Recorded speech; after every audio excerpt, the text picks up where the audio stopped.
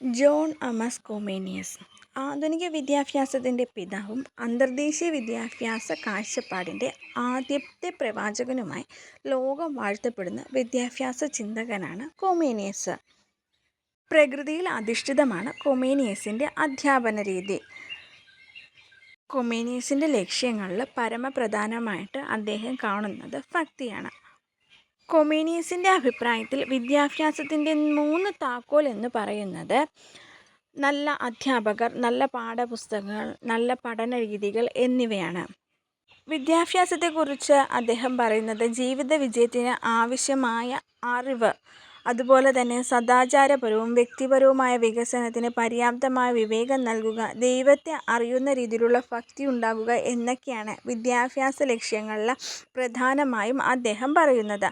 ആധുനിക രീതിയിലുള്ള വിദ്യാഭ്യാസത്തിന് തുടക്കം കുറിച്ചതും അദ്ദേഹമാണ്. അറിഞ്ഞതിൽ നിന്ന് അറിയാത്തതിലേക്ക്, സരളമായതിൽ നിന്ന് കഠിനമായതിലേക്ക് എന്നീ ബോധന രീതികൾ ആദ്യം പ്രത്യക്ഷപ്പെട്ടത് കൊമേനിയസിൻ്റെ കൃതികളിലാണ്.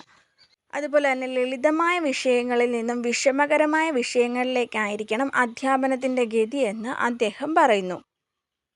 വിദ്യാഭ്യാസത്തെ പറ്റിയുള്ള നൂതന ആശയങ്ങളെക്കുറിച്ചും അധ്യാപന തത്വങ്ങളെക്കുറിച്ചും പ്രതിപാദിക്കുന്ന ജോൺ അമസ് കൊമേനിയസിൻ്റെ ഗ്രന്ഥമാണ് ഗ്രേറ്റ് ഡയാക്റ്റിക്.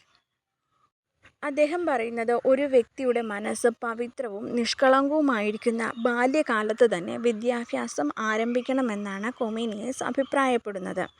പഠിപ്പിക്കുന്ന കാര്യങ്ങൾ പ്രയോഗത്തിൽ വരുത്താനായിട്ട് കുട്ടികളെ പഠിപ്പിക്കുക എന്നും അദ്ദേഹം അഭിപ്രായപ്പെടുന്നു. നാട്ടുഭാഷയ്ക്ക് പ്രാധാന്യം നൽകുന്നതിനാൽ വെർണാക്കുലം സ്കൂൾ വേണമെന്നും അദ്ദേഹം വാദിച്ചു.